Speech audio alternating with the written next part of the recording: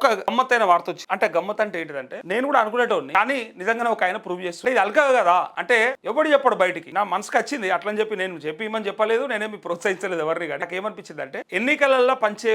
దొంగ నోట్లు అయితే ఏం చేస్తారు రాత్రి పూట పంచుతారు చీకట్లో పంచుతారు ఇచ్చేటోడు ఓపెన్ గా ఇయ్యాడు తీసుకుంటాడు ఓపెన్ గా తీసుకోడు ఇస్తే అనామతం మడత పెట్టుకుని అప్పుడే జేబులో పెట్టుకుని లోపలికి పోతాడు ఒకవేళ ఎవడన్నా అర్ధరాత్రి 12 దాటిన తర్వాత అంటే తెల్లారి 7 నుంచి 10-11 గంటల మధ్యలో ఓట్లైనకి పోతారు కదా అంత పొద్దుగాలైతే ఏ షాపులు తీయరు ఎక్కడ కూడా ఆయన మార్చుకోవడానికి ప్రయత్నం చేయడు రాత్రిపూట 12 తర్వాత గనక దొంగ నోట్లు ఇచ్చిపోతే వాళ్ళు ఏ బట్టల కిందనో లేకపోతే ఏ సెల్ఫులనో లేకపోతే ఏ సందూకులనో లేకపోతే ఏ బీరువాలను పెట్టుకొని లేకపోతే జేబులలో పెట్టుకుంటే తెల్లార ఖర్చు పెట్టరు కాబట్టి ఆయన ఓట్లకు పైసలు పంచిపోతే వీళ్ళంతా పోయి ఓట్లు వేస్తారా వేస్తే ఏమైతుంది ఒకవేళ తర్వాత ఎవరన్నా అన్న ఇవి దొంగ నోట్లు వచ్చినాయి ఇవి అంటే అరే నాకేం దొరక తమ్మి ఎవరినో అడిగితే వాడు ఇప్పుడు పైసలు ఎవరి దగ్గర దొరికితే నేను అకౌంట్లో కొడితే వాడు ఇచ్చిండు ఓకే నో ప్రాబ్లం నేను మళ్ళీ మార్చిస్తా అని చెప్పి కూడా మార్చుకోవచ్చు ఇది నాకు వచ్చింది ఆలోచన అంటే ఇది నేను ఎవరికి చెప్పలేదు ఇట్లా చెయ్యరని చెప్పలేదు కానీ దొంగ నోట్లు ఇస్తే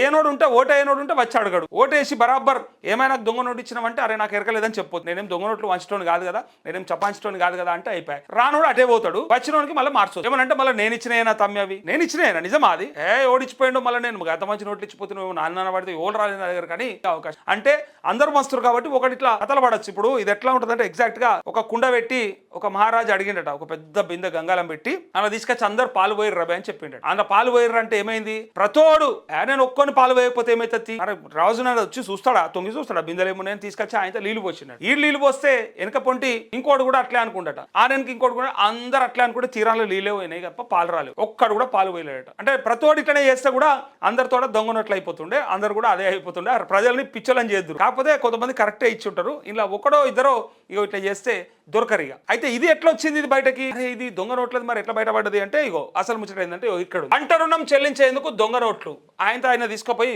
పంట రుణం చెల్లిస్తాను పోతే ఏమైంది 500 నోట్ల కట్టలను బ్యాంకుకు తెచ్చిన రైతు మొత్తం 4,417 నోట్లు క్యాష్ కౌంటర్ లో అందజేస్తారు అన్నింటిపై ఒకే నంబర్ ను గుర్తించిన క్యాషియర్ ఆ నోట్లు తన కుమారుడు ఇచ్చాడని చెప్పిన రైతు పోలీసులకు సమాచారం ఇచ్చిన బ్యాంకు మేనేజరు బ్యాంకు నుంచి పరారైన రైతు సాయిలు పోలీసులు వారింటికి వెళ్తే కుమారుడు పరార్ నిజామాబాద్ జిల్లా వర్ణిలో ఘటన అంటూ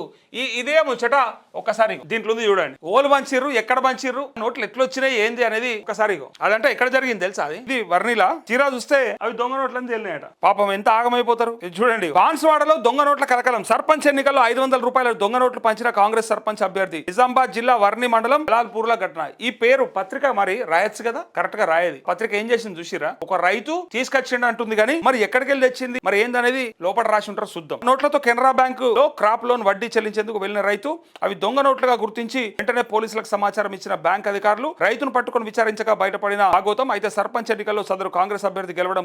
గమనార్హం సదరు అభ్యర్థి పోచారం శ్రీనివాసరెడ్డి అర్చర్లు కావడంతో విషయం బయటికి పొక్కకుండా జాగ్రత్త పడ్డారట ఇక చూడండి ఏమన్నా కథనా ఇది పత్రికల బయటకి ఎట్లా రాసిరు అది ఎవరో ఒక రైతు తీసుకొచ్చి కట్టడానికి ట్రై చేసిండట చేస్తే అది కాదని తేలిందట అని రాసిండు తప్ప మరి వాస్తవాలు రాయాలి కదా నిజం కూడా రాయాలి కదా వెనుక ఎవరున్నారు ఎవరు తెచ్చిండు ఏడుకెళ్ళి వచ్చినాయి అది చెప్పాలి కదా ఇక ఇంత ఓపెన్ గా అది ఎక్కడా అని కూడా చెప్పినాక పత్రికల బయట మాత్రం అట్లా రాసింది చూడండి డైరెక్ట్ గా ఇగో పోలీస్ ఆఫీసర్ చెప్తుండే చూడండి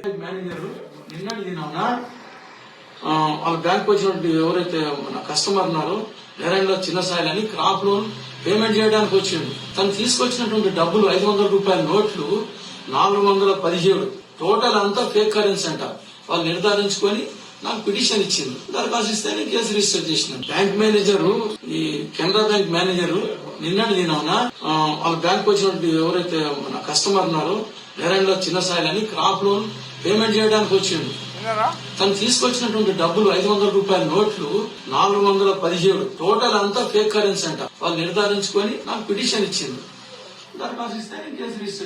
ఎక్కడ తెలుసా ఇగో బాన్స్వాడలో దొంగ నోట్ల కలకలం సర్పంచ్ ఎన్నికల్లో 500 రూపాయల దొంగ నోట్లు పంచిన కాంగ్రెస్ సర్పంచ్ అభ్యర్థి నిజామాబాద్ జిల్లా వర్ణి మండలం జలాల్పూర్ లో ఘటన సర్పంచ్ ఎన్నికల్లో జోరుగా దొంగ నోట్ల పంపిణీ చేసిన అభ్యర్థి ఆ నోట్లతో కెనరా బ్యాంక్ లో క్రాప్ లోన్ వడ్డీ చెల్లించేందుకు వెళ్లిన రైతు అవి దొంగ నోట్లుగా గుర్తించి వెంటనే పోలీసులకు సమాచారం ఇచ్చిన బ్యాంక్ అధికారులు రైతును పట్టుకుని విచారించగా బయటపడ్డ భాగవతం అయితే సర్పంచ్ ఎన్నికల్లో సదరు కాంగ్రెస్ అభ్యర్థి గెలవడం గమనార్హం సదరు అభ్యర్థి పోచారం శ్రీనివాసరెడ్డి అన్సర్డ్ కావడంతో ఈ విషయం బయటికి పొక్కకుండా జాగ్రత్త పడుతున్నారు అయితే ఇక్కడ ముచ్చట ఏంటంటే ఇక్కడనేమో 417 నోట్లు వచ్చినాయని చెప్తారు కదా మొత్తం వార్త చూద్దాం 417 నోట్లు ఒక్కరికి ఎట్లా ఇచ్చారు మరి ఇది ఒక పెద్ద డౌట్ అందరికి అరే ఇప్పుడు దొంగ నోట్లు ఇస్తే ఒకటో రెండో ఓటు కోసానికి ఇస్తారు కానీ ఇక్కడ మొత్తం నోట్లు అట్లట్లు ఇచ్చినాయి, ఆయన దగ్గరికి ఎందుకు అయినాయి అనేది కూడా మనం కూడా చెక్ చేసుకోవాలి కదా, క్రాస్ చెక్ చేసుకోవాలి కదా. ఇగో వర్రి మండలం బ్యాంకులో జలాల్పూర్ గ్రామానికి చెందిన చిన్నసాయిల్ అనే రైతు బ్యాంకులో పెండింగ్ లో ఉన్న వ్యవసాయ రుణం తీర్చేందుకు దొంగ నోట్లు తెచ్చుకొచ్చాడు. మొత్తం 2,08,500 రుణాన్ని తిరిగి చెల్లించేందుకు గాను శుక్రవారం వర్రి మండల కేంద్రంలో కెనరా బ్యాంక్ వెళ్లి క్యాష్ కౌంటర్లో 417 నోట్లు ఇచ్చాడు. వీటిని క్యాష్ కౌంటింగ్ యంత్రంలో లెక్కిస్తుండగా 4 నోట్ల కట్టలపైన ఒకే రకమైన సీరియల్ నెంబర్లు ఉండడాన్ని